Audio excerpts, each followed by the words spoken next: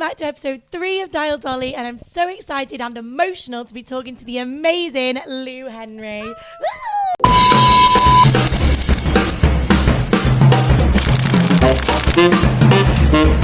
Hi, Who am I? Who am I? I'm Lou Henry, and I am a performer slash person from North Yorkshire, and I'm currently living in London and pursuing musical theatre. Jack of all trades, doing all the other jobs in between. As we all are. Yeah, Keeping our head right? above water. We said this, didn't we? Everyone's just figuring it out. Everyone is just trying their best. Yeah. I actually have a little surprise to start our high tea today, because I have a very, very vivid memory of when you were very kind to me. Oh, no, I'll cry. No, stop, because What I've is already this? cried. Bearing in mind, right, I just want you to know I'm not a very good baker, but I remember when I was in year 7 and you must have been in year 11, it was my birthday for one of the house drama nights or something, and you baked me a chocolate cake.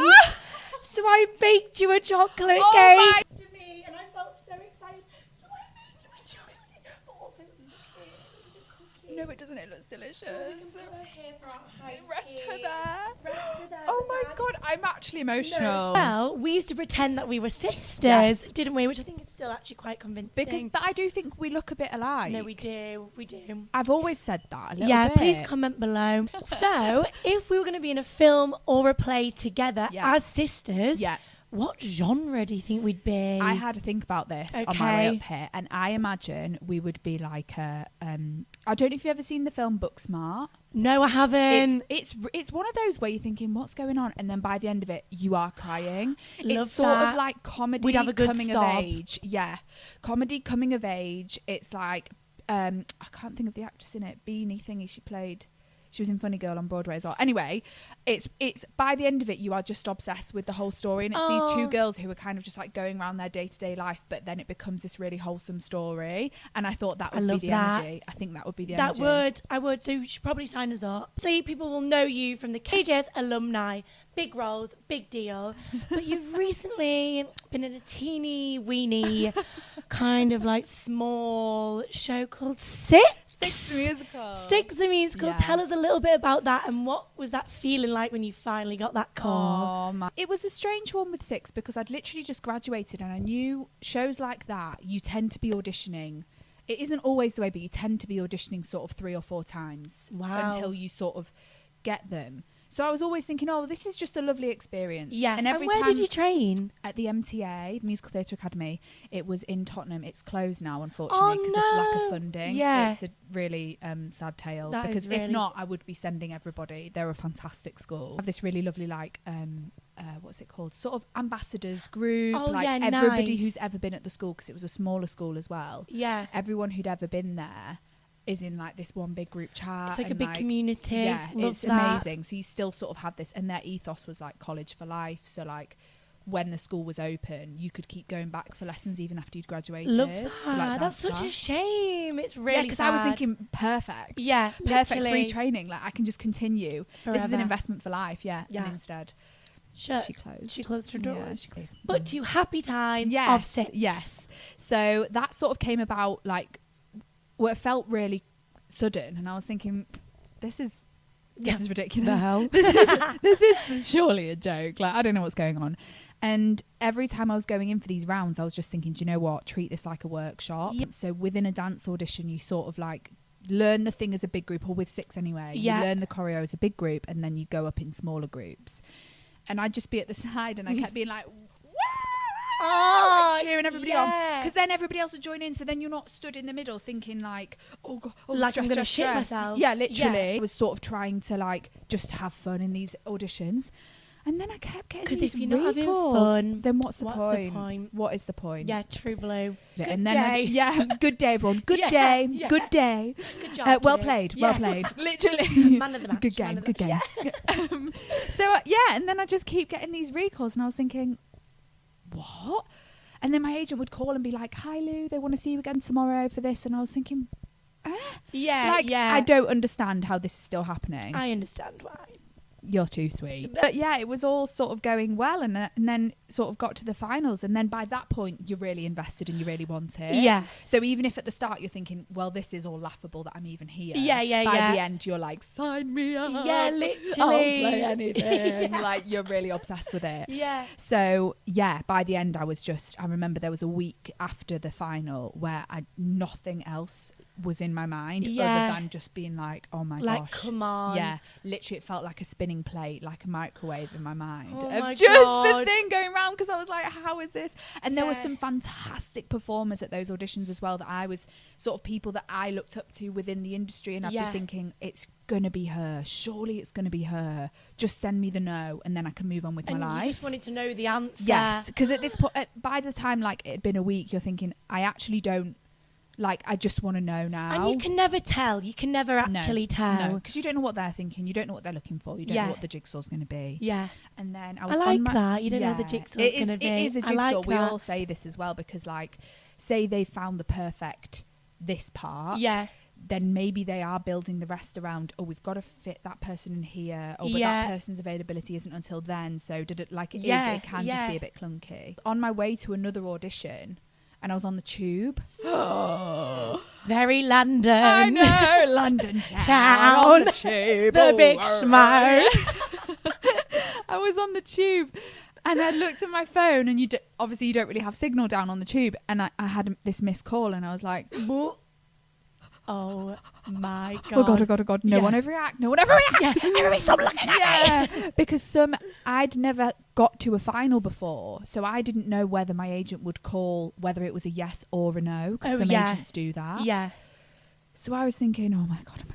And he left a voice note and he didn't give anything away, and I was like, oh my God. Yeah. And then anyway, I tried to call him back, sort of was losing signal, and he was really like chatty. He was sort of like, oh, how's your weekend been? And you're like, get on with it. Yeah, like, tell me my fate. Yeah.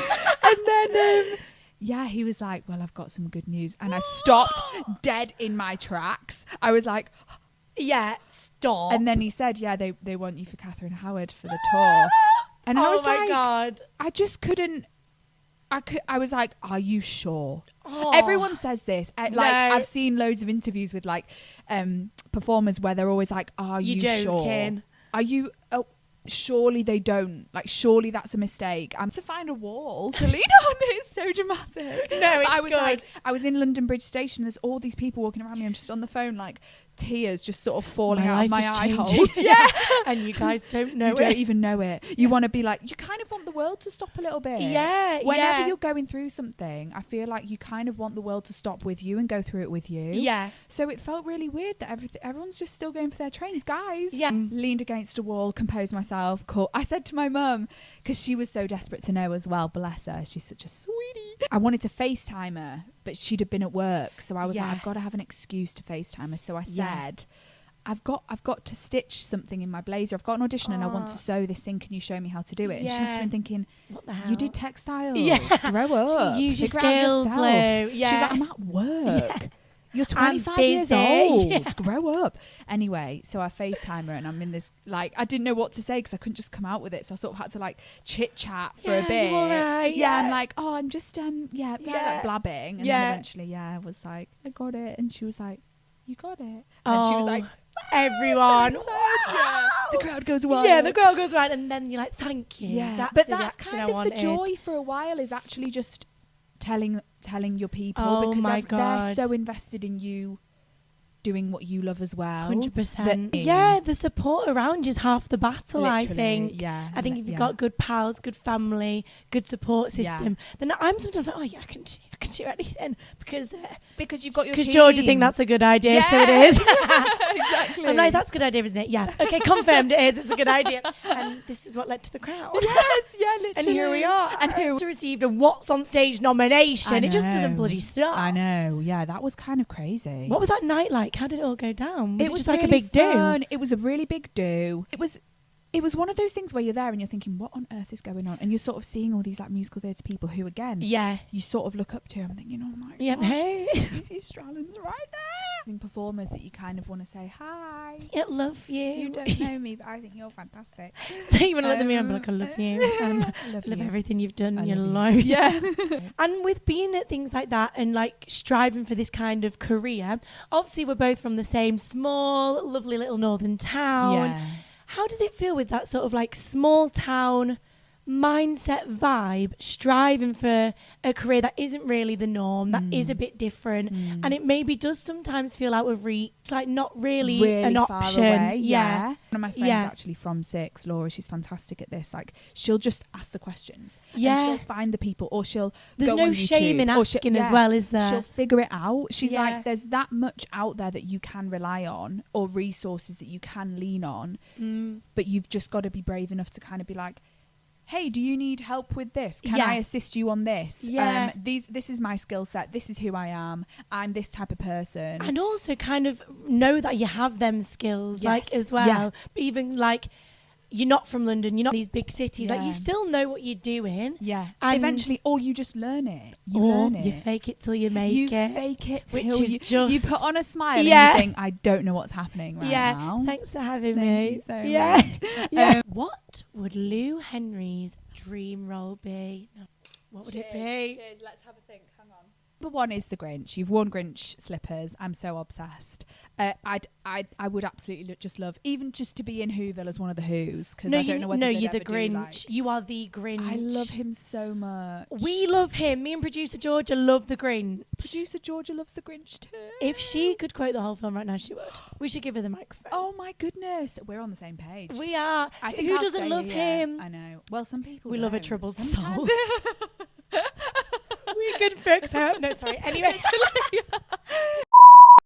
Would Lou Henry like to dial Dolly next? Does that mean who I would want to come onto the show? Yes. Who do you want to phone in? Phone them. Who can I phone?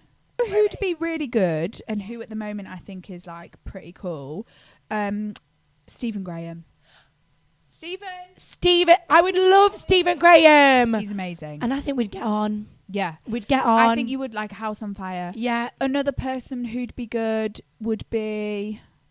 I didn't think you'd say Stephen Graham, and I love that suggestion. Yeah. He's a smart Did you man. watch Adolescence? Did we? We're not recovered. It's fantastic, isn't it? It's fantastic, and it's heavy, and it felt like a play. Ben Stiller. I know we're pushing. We're like my mate Aoife. My friend Aoife. gorgeous. She'd be amazing. She's one to talk to. Yeah. Brilliant. We love a chat. She's a woman of wisdom.